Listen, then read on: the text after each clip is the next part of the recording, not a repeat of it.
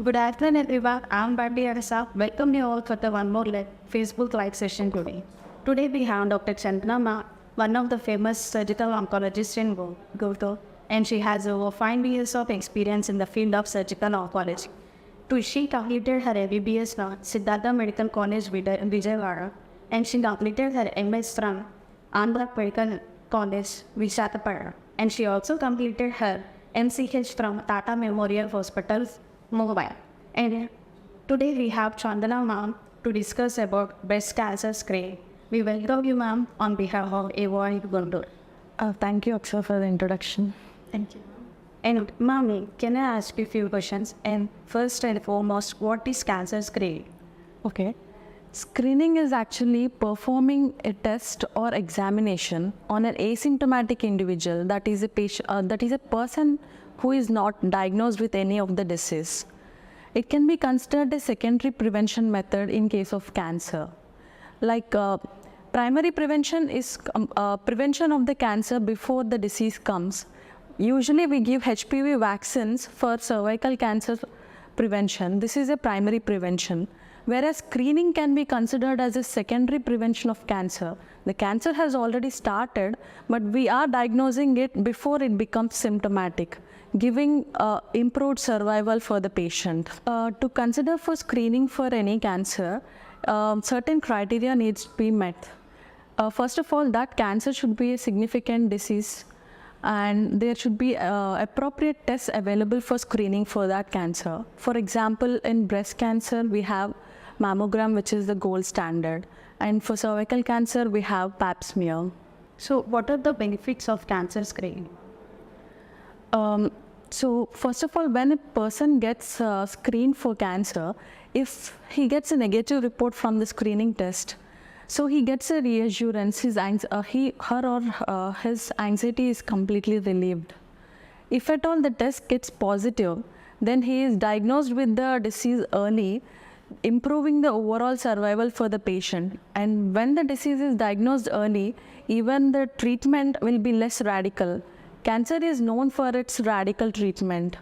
If we take a breast cancer patient, in case of early diseases, we can do only breast conservative surgery instead of the MRM, that is complete removal of the breast.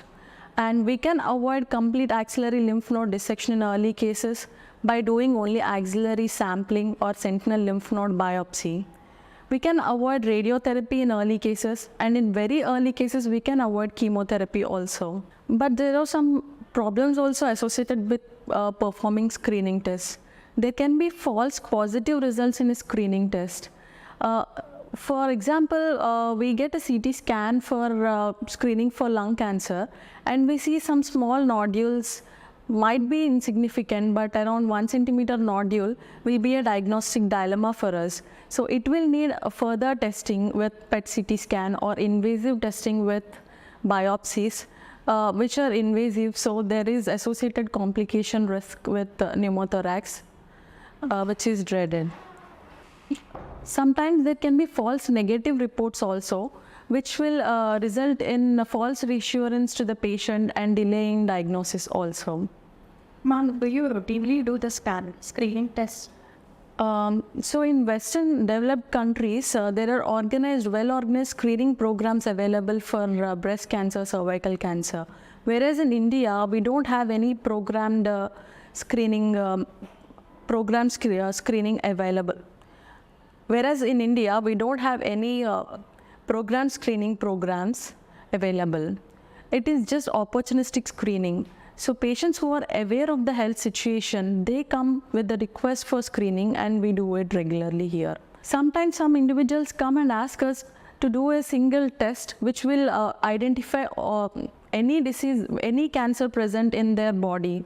But unfortunately, we do not have any kind of one single screening test which can detect all the cancers in the body.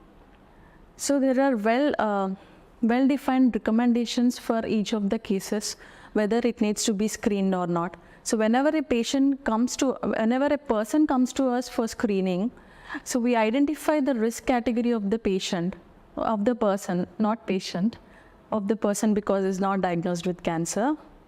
So whenever a person is not in the age group of cancer and he is not having risk factors for the cancer, we consider them as low risk, we give reassurance, we examine and send them. For persons who are in age group of cancer with no extra risk factors for any of the specific cancer, they are considered as average risk. But still for cancers which has a significant burden on the society, like cancers which are more common, causing more mortality, like breast cancer, cervical cancer, prostate cancer, colorectal cancer, these cases, even in average risk population, that is general population after certain age, we consider for screening. And the other group, high risk group, that is person have risk factors which will increase their risk for cancer, like a person with hepatitis B, C infection who are at risk for liver cancer, a person with gastric GERD who is at risk for gastric cancer, a smoker who has risk for lung cancer. These high risk populations only we screen in these cases because that is not a significant burden in the society. Ma'am, can you please tell me about screening for breast cancer? Okay. So after discussing the basics about screening, breast cancer is the ideal organ for screening. It is the most common cancer in India, not only in India, all over the world. At least 2 lakh new cases are diagnosed every year in India. And in comparing with the Western world, the early breast cancer cases diagnosed in the Western world are around 90%, whereas in India, only 20 to 30% of cases are diagnosed early. Rest 75 to 80% are diagnosed in the later stages, decreasing the survivals to less than 30%. So here we have an opportunity to get screened for breast cancer to decrease the mortality. Now, what are the methods of screening breast cancer? So we have breast self-examination, clinical breast examination, mammogram, and also ultrasonogram and MRI. Coming to the breast self-examination, so we give information to the person to be aware of the breast. So it is done by 2 methods. Every month it has to be done. It's by inspectory method and palpatory method. In inspectory method, the person has to stand in front of the mirror with the arm by the side and also arm elevated above the shoulder level.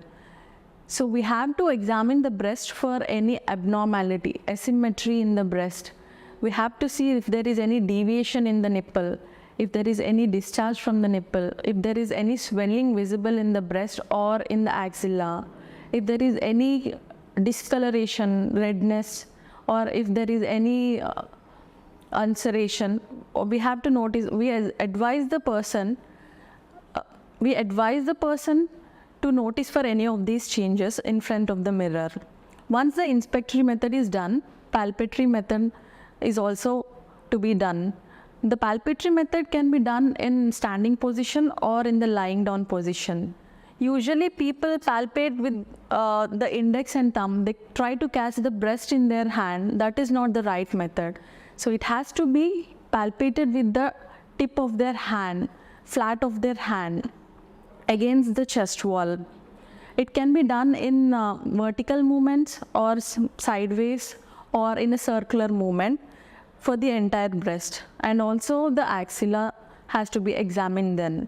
So this breast self-examination needs to be done after the menstrual cycle or around day 7.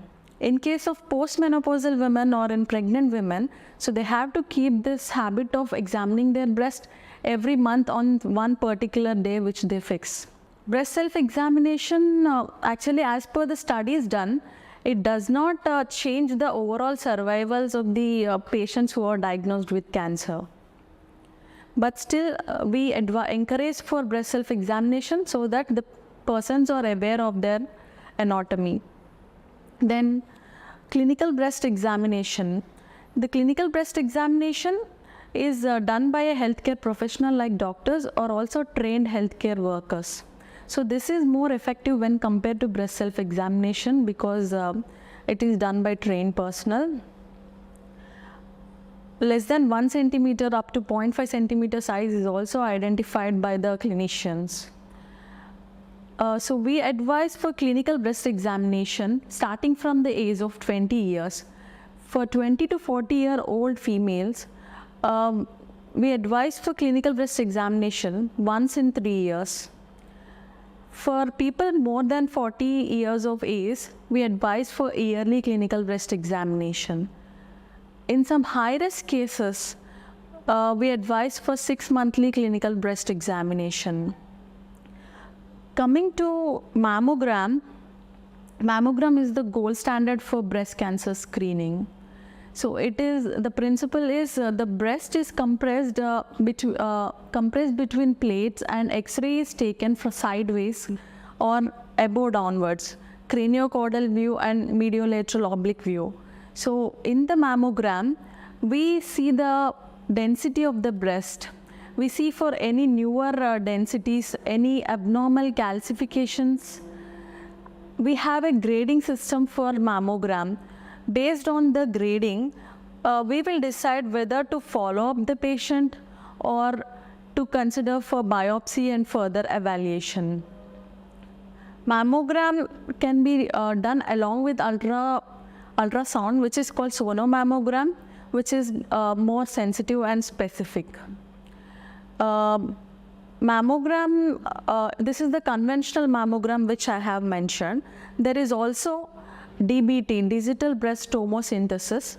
It's like a multi-slice mammogram, which is more sensitive for diagnosing any lesions.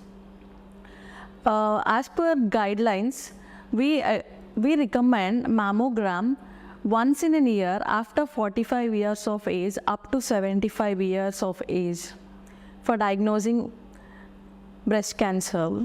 Then we also have MRI, but we use that only for high-risk individuals. Now, who are at high risk of breast cancer?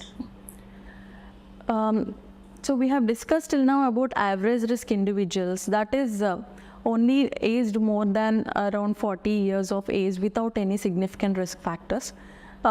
This high-risk group individuals are those who have some genetic mutations.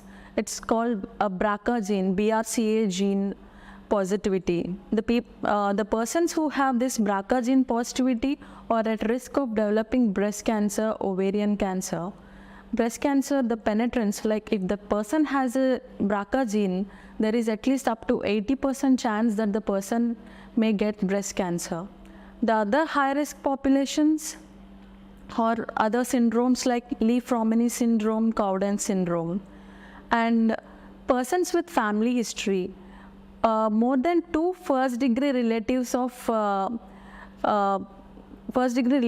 breast cancer, or more than 2 first-degree relatives, one with breast cancer, one with ovarian cancer, or bilateral breast cancer in near first-degree relative, or breast cancer in a male in your family as first degree. All these are also considered as high-risk population. And other not significantly high risk but altogether constituting a high risk or early menarche, late menopause, nulliparity, non-breastfeeding, increased number of previous biopsies. All these are prognosticated as per few model classifications, and more than 20% lifetime risk from the models are classified as high-risk population. In high-risk population, we advise for more close screening. It's also can be considered as surveillance. So clinical breast examination is to be done once in 6 months, along with mammogram alternating with MRI.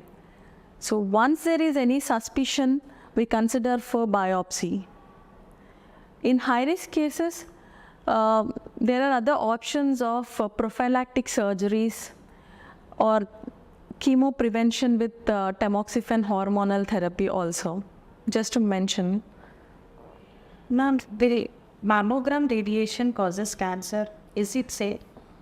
Yes, mammogram, there is some exposure to radiation, but it is far, far less compared to the benefits we have with the mammogram.